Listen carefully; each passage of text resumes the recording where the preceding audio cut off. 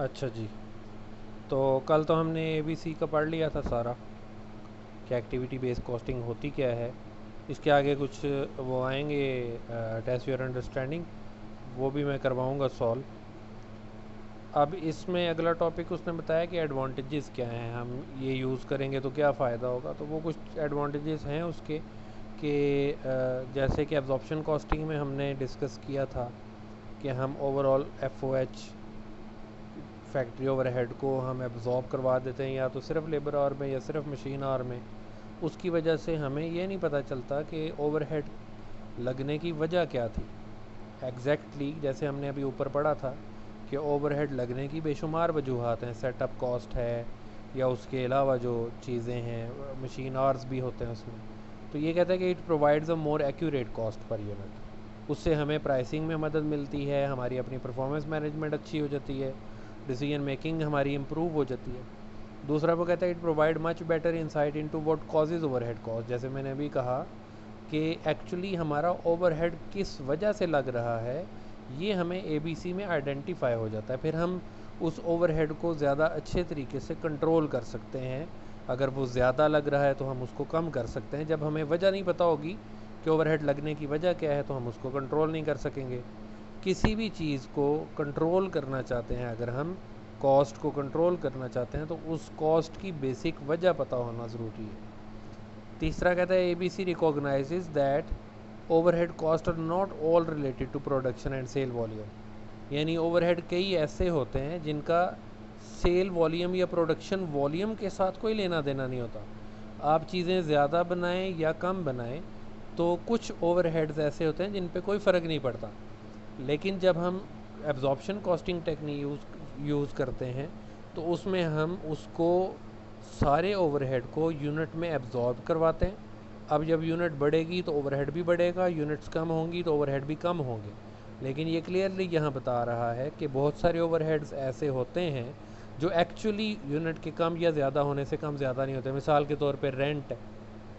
Rent एक ऐसा overhead है जो एक्चुअली तो आप किसी फैक्ट्री में कितनी चीज़ें बना रहे हैं कम या ज़्यादा, उससे रेंट पे कोई फ़र्क नहीं पड़ता। लेकिन जब रेंट को हम मशीन आवर्स पे या लेबर आवर पे एब्जॉर्ब करवा देंगे, तो फिर जब हम यूनिट ज़्यादा या कम करेंगे तो हमारा कैलकुलेशन में रेंट कम ज़्यादा हो रहा होगा, जबकि एक्चुअली रेंट कम ज़्यादा नहीं होता। चौथा एडवांटेज बता रहा है कि in many businesses overhead cost are a significant portion of total cost. और हमें जो मॉडर्न बिजनेसेस हैं ना, इनमें बहुत सारे कॉस्ट जो आपकी हैं वो ओवरहेड कॉस्ट होती है। तो जब हमें ओवरहेड का अलग अलग पता नहीं होगा कि ओवरहेड किस वजह से लग रहा है, तो हम उनको कंट्रोल नहीं कर सकते। ये उसी तरह पॉइंट 2 से रिलेटेड है। और it can be applied to calculate realistic cost in a complex business environment. Realistic cost का मतलब है कि आपकी गलती ना हो उसमें, एक्चुअली जितनी कॉस्ट लगनी है वो उसका आपका एस्टीमेट नियर टू एक्यूरेट हो जाए। और A B C can be applied to all over cost, not just production overhead. यानी जो ट्रेडिशनल कॉस्टिंग है ना, एब्जॉर्प्शन कॉस्टिंग, उसको हम सर्विस सेक्टर में इस्तेमाल नहीं कर सकते, लेकिन हम ए बी सी को सर्विस सेक्टर में भी इस्तेमाल कर सकते हैं, गवर्नमेंट के डिपार्टमेंट में भी इस्तेमाल कर सकते हैं। तो ये इसका फ़ायदा है। और A B C can be use just as easily in service, वो उसने वो पॉइंट बता दिया। ये डिसएडवांटेजेस क्या हैं कि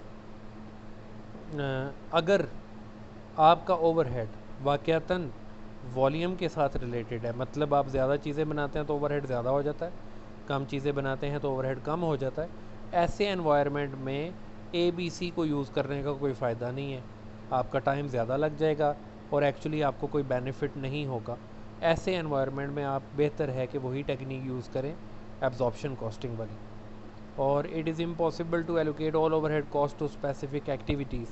हमने ऊपर भी जैसे पढ़ा कि हमने ओवरहेड को 5 पूल में डिवाइड किया है, लेकिन इसका मतलब नहीं है कि ओवरहेड लगने की सिर्फ वही 5 वजूहत हैं। बहुत सारे ओवरहेड ऐसे होते हैं कि जो माइनर से होते हैं, तो हम उनको किसी और के खाते में डाल देते हैं कि अब इसके लिए अलग से क्या पूल बनाना। तो वो ये कहता है कि ये हर ओवरहेड का अलग से पूल बनाना पॉसिबल नहीं होता, मिलते जुलते ओवरहेड को हम एक ही पूल में डाल देते हैं। तो ये इसका डिसएडवांटेज है। और the choice of both activities and cost driver might be inappropriate, कि आपने एक एक्टिविटी आइडेंटिफाई की कि आपका ओवरहेड लग रहा है प्रोडक्शन रन की वजह से, आपने प्रोडक्शन रन पे एब्जॉर्ब करवा दिया ओवरहेड को, उसका रेट निकाल लिया, जैसे पीछे वाली एग्जांपल में भी हमने किया था। तो कहते हैं बाज़ औक़ात ये गलत होता है और उसका आपका आंसर सही नहीं आता। और डिसएडवांटेज जो नेक्स्ट उसने बताया वो ये है कि आपका जो क्या कहते हैं, जिस तरह, एक मिनट होल्ड करना था, हाँ, अब डिसएडवांटेज उसने और भी बताया, जैसे यहाँ पे हम ये, तो इसमें भी बता रहा है वो कि कॉम्प्लेक्सिटी हो जाती है, मतलब ओवरहेड बाज़ औक़ात बहुत ज़्यादा कॉम्प्लेक्स हो जाता है।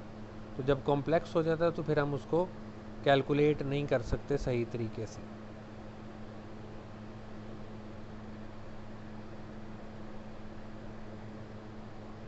अच्छा, नेक्स्ट हमारा है टारगेट कॉस्टिंग।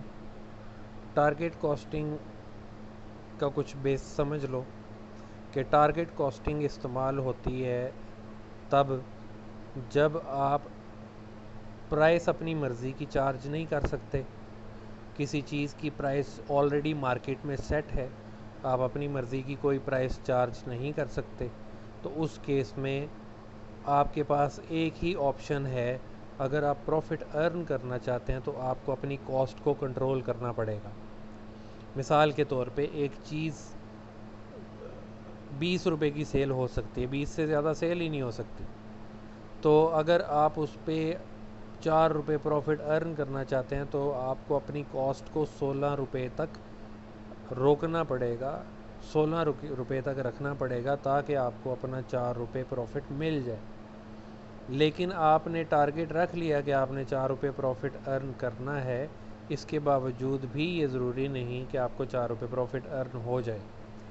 तो टारगेट कॉस्टिंग इस्तेमाल होती है जहाँ पे कंपटीशन होता है, जैसे कॉम्पिटिटिव एनवायरनमेंट होता है और बहुत सारी फर्म्स आपस में कॉम्पीट कर रही हैं, तो मार्केट में एक जनरल सी प्राइस चल रही होती है, जैसे कोका कोला और पेप्सी है। तो कोका कोला और पेप्सी की अगर रेगुलर ड्रिंक 30 रुपये की है दोनों की, तो अब जो नया बंदा भी कोल्ड ड्रिंक वाली फील्ड में आएगा और उसी क्वालिटी की कोल्ड ड्रिंक लॉन्च करने की कोशिश करेगा, तो वो अपनी प्राइस 30 रुपये से ज़्यादा नहीं रख सकता, क्योंकि उसका जो ऑलरेडी मार्केट में कॉम्पेटिटर बैठा हुआ है वो 30 रुपये में बेच रहा है। तो जब वो 30 रुपये में से ज़्यादा बेचने की कोशिश करेगा तो उसकी चीज़ बिकेगी नहीं। अब अपना प्रॉफिट उसने उस 30 रुपये में से ही निकालना है।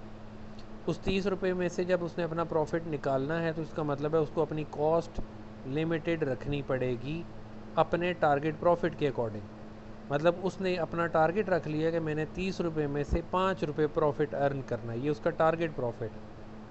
तो सेल प्राइस में से जो कि 30 रुपये है, अपने टारगेट प्रॉफिट यानी 5 रुपये को वो माइनस करेगा तो उसकी टारगेट कॉस्ट आ जाएगी। टारगेट कॉस्ट का मतलब ये है कि अब उसमें जितनी भी वो कॉस्ट लगाएगा वो 25 रुपये से ज़्यादा नहीं होनी चाहिए, तब उसको 5 रुपये प्रॉफिट होगा। नॉर्मल कॉस्टिंग टेक्निक में तो ये होता है कि ठीक है हमारी चीज़ 30 रुपये में बनी, हमने उसके ऊपर 5 रुपये प्रॉफिट लगा लिया, चीज़ बेच दी। 35 में बनी, उसके ऊपर 5 रुपये प्रॉफिट लगा लिया, 40 में बेच दी। 40 में बनी, उसके ऊपर 5 रुपये प्रॉफिट लगा लिया, 45 में बेच दी।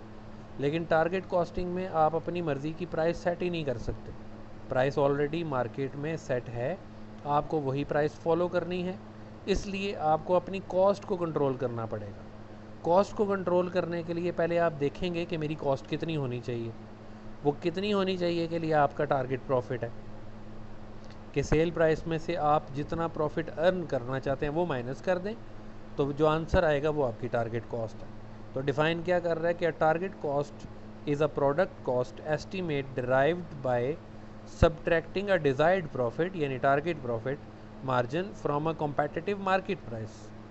This may be less than the planned initial product cost, but it will be ये खैर इस पॉइंट को फ़िलहाल इग्नोर कर दो कि ये क्या कह रहा है, इसका मैं आगे बताता हूँ। अच्छा, अगले पेज पे आ जाएं।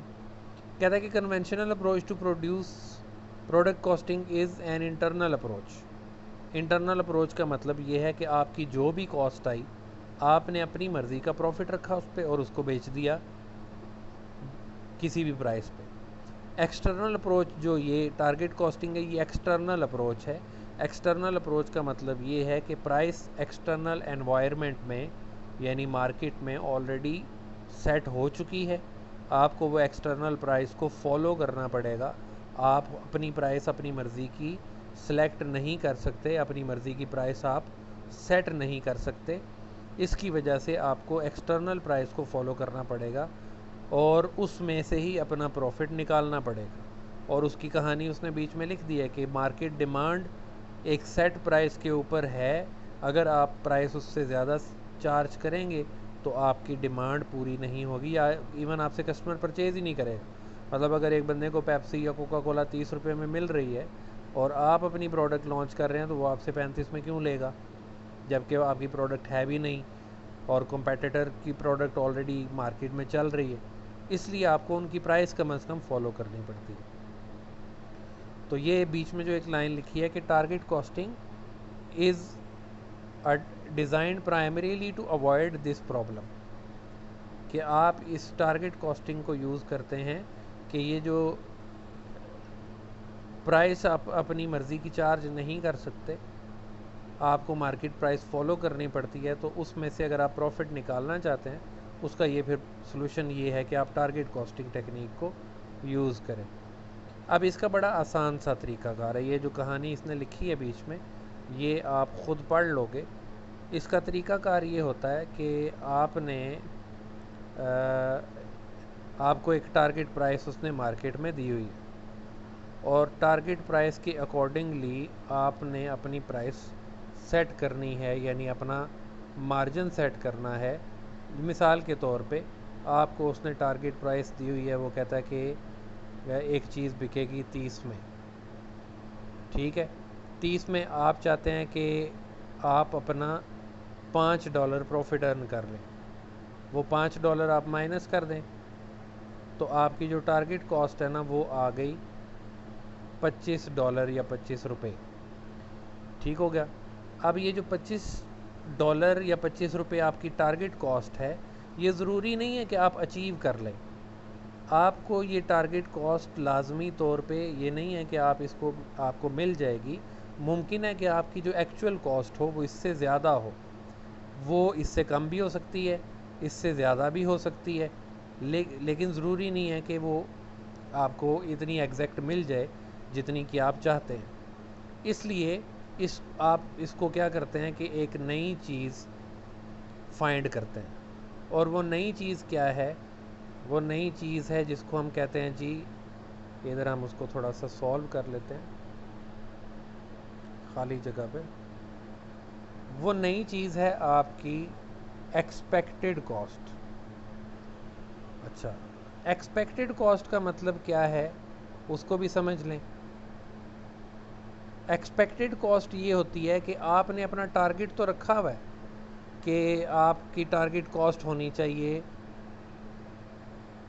25, लेकिन जब आपने एक्चुअली देखा कि मार्केट से मटेरियल मिल रहा है आपको $10 का, आपकी जो लेबर है वो आपको मिल रही है $8 की, और आपके जो ओवरहेड्स हैं वो आपको मिल रहे हैं $8 की, या आप इसको $60 कर लें, इसको $60 कर लें, यानी $10 का मटेरियल, $8 की लेबर और ओवरहेड्स जो हैं आपके $7। इन तीनों कॉस्ट को जब आपने ऐड किया तो ये हो गए 25। अब इस केस में आपकी जो ये वाली कॉस्ट 25 है और ये वाली कॉस्ट 25 है, ये बराबर आ गई। लेकिन प्रैक्टिकली ऐसा होगा नहीं। प्रैक्टिकली कैसा होगा कि आपने जो अपना टारगेट रखा हुआ है $25 का, वो अचीव नहीं होता अमूमन, कि आपकी चीज़ 10 रुपये आपको मटेरियल मिल रहा है, 8 रुपये आपको लेबर मिल रही है, 9 रुपये आपके ओवरहेड्स लग रहे हैं मिसाल के तौर पे, तो आपकी टोटल जो कॉस्ट होगी वो $27 हो गई। लेकिन आप चाहते हैं कि आपको वो कॉस्ट मिले $25, हो गई वो $27। अब ये जो 27 और 25 का डिफरेंस है, ये आपका है गैप। इसको हम कहते हैं गैप। गैप भी नहीं बल्कि इसको हम कहते हैं कॉस्ट गैप। कॉस्ट गैप का मतलब ये होता है कि आपकी जो एक्चुअल कॉस्ट है, जिसको एक्चुअल भी नहीं बल्कि अभी भी वो एक्सपेक्टेड कॉस्ट होती है। मटेरियल की प्राइस, लेबर की प्राइस और ओवरहेड का जो रेट है उसको जब आपने टोटल किया तो आपकी एक्सपेक्टेड कॉस्ट है 27, लेकिन आपकी टारगेट कॉस्ट है 25। तो अब $2 आपकी एक्सपेक्टेशन है कि आपकी जो कॉस्ट होगी ना वो ज़्यादा लगेगी। अब $2 जो आपकी कॉस्ट ज़्यादा लगेगी वो आपने कंट्रोल करनी है, उसको कम करना है और आपने कोशिश करनी है कि वो आपकी कॉस्ट जो है ना वो $25 तक आ जाए। इसके लिए ही सारी आपकी मेहनत है।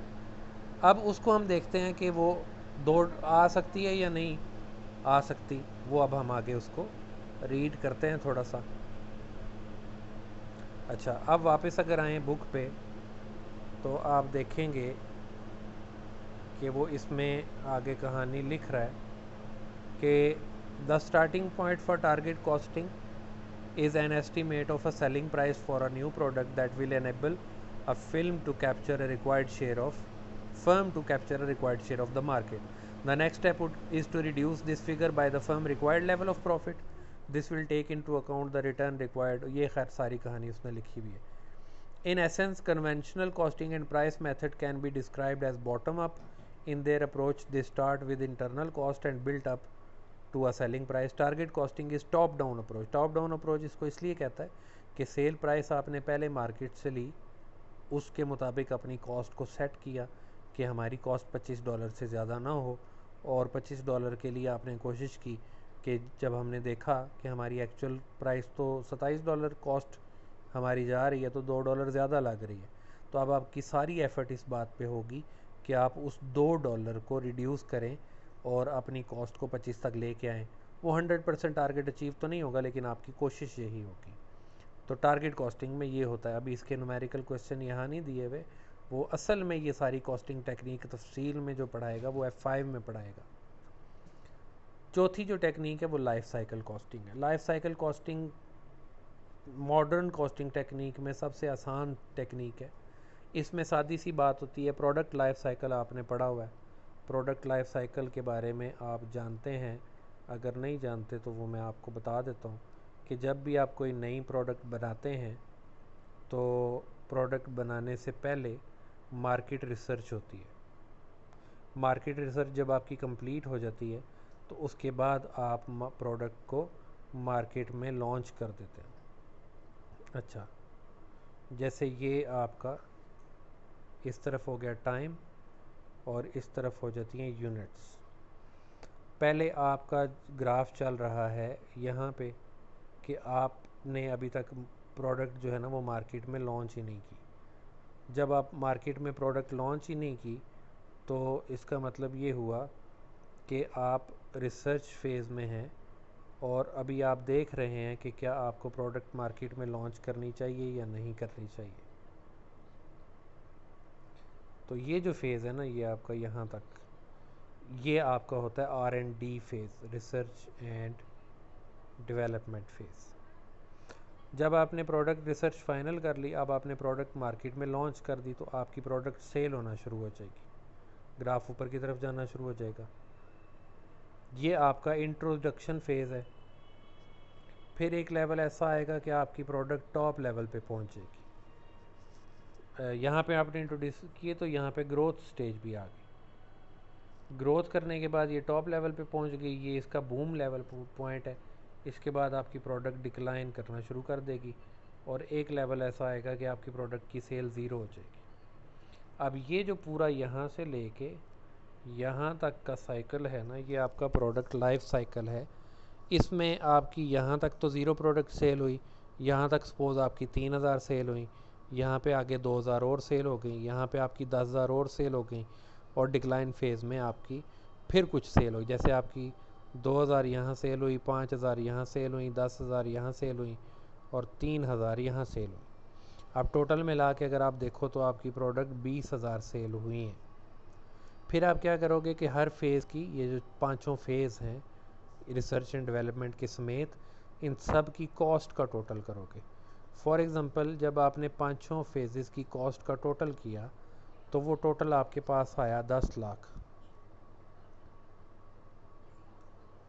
ठीक है, इसको आपने डिवाइड कर दिया कि आपकी टोटल यूनिट सेल हुई हैं 20,000, तो 10 लाख को आपने 20,000 पे डिवाइड किया, तो इसका मतलब है कि आपकी जो पर यूनिट कॉस्ट है ना, ऑन एवरेज पूरे लाइफ साइकिल को सामने रखते हुए पर यूनिट कॉस्ट जो आपको पड़ी है वो 50 रुपये है या $50 है। ठीक है, अब ये जो $50 आपकी कॉस्ट है, ये आपकी लाइफ साइकिल कॉस्ट है। इसमें हो सकता है कि रिसर्च एंड डेवलपमेंट वाले फेज़ में आपकी शुरू में कॉस्ट इंट्रोडक्शन वाले फेज़ में ज़्यादा हो, फिर ग्रोथ वाले फेज़ में कॉस्ट कम हो जाए, फिर डिक्लाइन वाले फेज़ में फिर वो ज़्यादा हो जाती है, लेकिन ऑन एवरेज अगर आप देखेंगे तो आपकी जो कॉस्ट है ऑन एवरेज वो $50 बनेगी। तो लाइफ साइकिल कॉस्टिंग की ये टेक्निक होती है, यहाँ पे उसने थ्योरी लिखी है कि life cycle costing tracks and accumulates the actual costs and revenue attributable to each product from inception to abandonment. inception का मतलब इंट्रोडक्शन होता है और abandonment का मतलब क्लोज होता है कि जब आप प्रोडक्ट को ख़त्म कर देंगे और उसके बाद उसको सेल नहीं करेंगे। this is a technique which compares the revenue from a product with all the cost incurred over the entire product life cycle। अब वो entire product life cycle क्या है, वही 5 फेज़, इंट्रोडक्शन का फेज़ है, फिर उसके बाद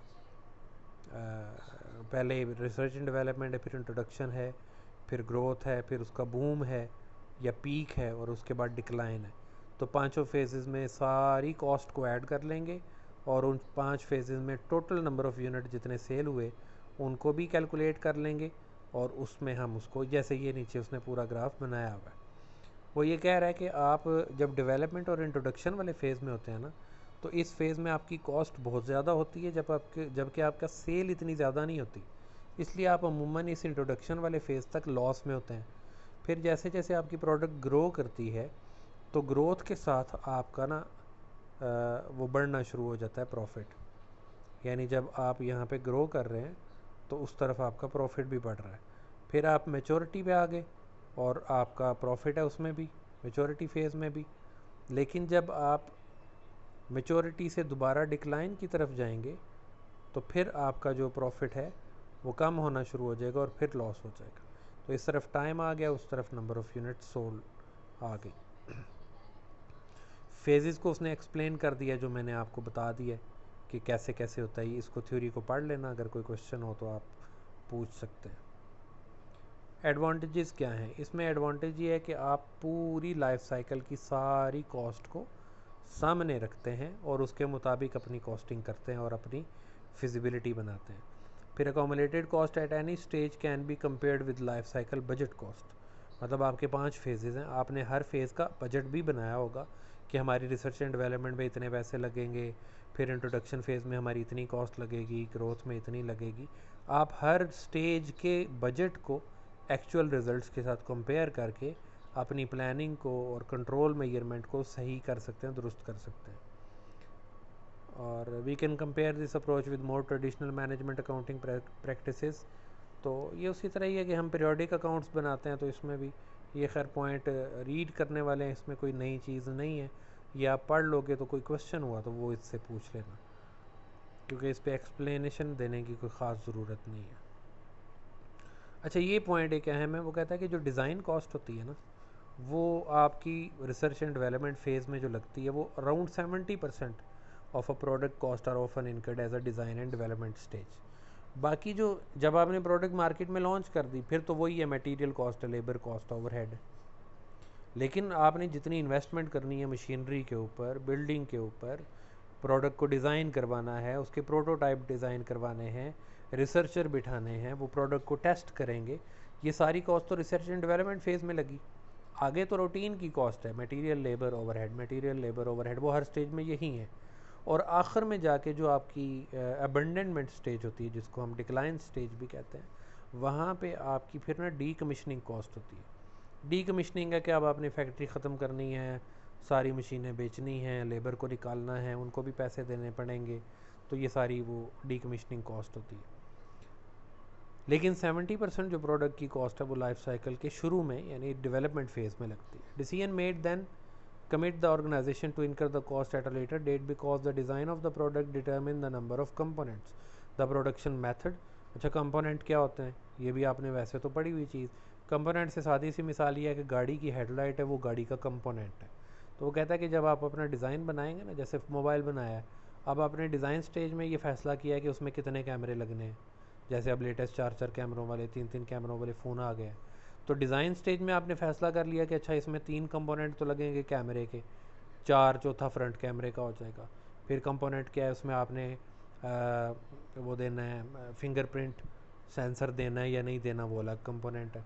तो बहरहाल जब आप डिज़ाइन करते हैं उसी टाइम पे ये फ़ैसला हो जाता है कि आपने उसमें क्या क्या कंपोनेंट इस्तेमाल करने हैं, और उसी से ही डिटरमिन होता है कि उसकी ओवरऑल कॉस्ट कैसी होगी।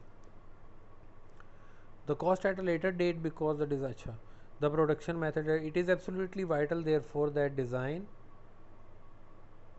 Teams do not work in isolation. Isolation का मतलब है कि डिज़ाइनर को ये नहीं कि बस मैं अकेला बैठ के प्रोडक्ट डिज़ाइन करके और ला के दे दूँ प्रोडक्शन डिपार्टमेंट को, ले ये लें जी बनाएं। पहले मुझे प्रोडक्शन डिपार्टमेंट से कंसल्ट करना पड़ेगा कि क्या ये डिज़ाइन प्रैक्टिकली बन भी सकता है या नहीं बन सकता। मुझे परचेज़ डिपार्टमेंट से कंसल्ट करना पड़ेगा कि क्या इस प्रोडक्ट के डिज़ाइन के मुताबिक मटेरियल मार्केट में अवेलेबल है या नहीं। मुझे अपनी मार्केटिंग और सेल डिपार्टमेंट के साथ कंसल्ट करना पड़ेगा कि क्या ये प्रोडक्ट एक्चुअली मार्केट में सेल हो सकती है या नहीं। मतलब डिज़ाइनर नहीं कि जो उसके जहन में आइडिया आया प्रोडक्ट डिज़ाइन की और जाके दे दीजिए चलो जी ये बनाना शुरू करें, ऐसे नहीं होता। हमें हर डिपार्टमेंट के साथ कोऑर्डिनेट करना पड़ता है। तो वो आगे सारी वही बात बताई है। Value engineering help here, value engineering यही होती है कि आप हर बंदे के साथ मुलाकात करते हैं और उसके अकॉर्डिंग अपनी जो प्रोडक्ट डिज़ाइन वगैरह है उसको मॉडिफाई करते हैं। Minimize the time to market, मतलब ये है कि आप रिसर्च एंड डेवलपमेंट में साल हा साल ना लगा दें, अपने टाइम को मिनिमाइज़, जितना जल्दी आप प्रोडक्ट को मार्केट में लॉन्च कर देंगे उतना प्रोडक्ट आपको प्रॉफिट जल्दी जनरेट करके देगी। मतलब जैसे मुख्तलिफ़ कंट्रीज़ हैं वो प्रोडक्ट डिज़ाइनिंग में काम कर रही हैं, या फॉर एग्ज़ाम्पल आपकी कंट्री में एक जहाज़ बनाने का सिस्टम शुरू हो जाए और आपका पहले तजर्बा नहीं है, आप रिसर्च एंड डेवलपमेंट साल हा साल 10 साल 12 साल 15 साल उस पर लगा दे, तो उसका फ़ायदा क्या होगा? कुछ भी नहीं, उल्टा नुकसान है कि आप पैसे लगी जा रहे हैं रिसर्च एंड डेवलपमेंट पे, प्रोडक्ट बन के मार्केट में लॉन्च नहीं हो रही। जब तक लॉन्च नहीं होगी तब तक वो प्रॉफिट जनरेट नहीं करेगी। इसलिए वो कह रहा है कि आपका जो प्रोडक्ट का लॉन्च का टाइम होना चाहिए वो जल्द अज जल्द आ जाना चाहिए। ये नहीं कि आप साल हा साल रिसर्च एंड डेवलपमेंट करते रहें, क्योंकि जितना टाइम लंबा होता जाएगा प्रोडक्ट के फेलियर के चांसेस बढ़ते जाएंगे। टेक्नोलॉजी चेंज हो रही है, कंपटीशन बढ़ रहा है।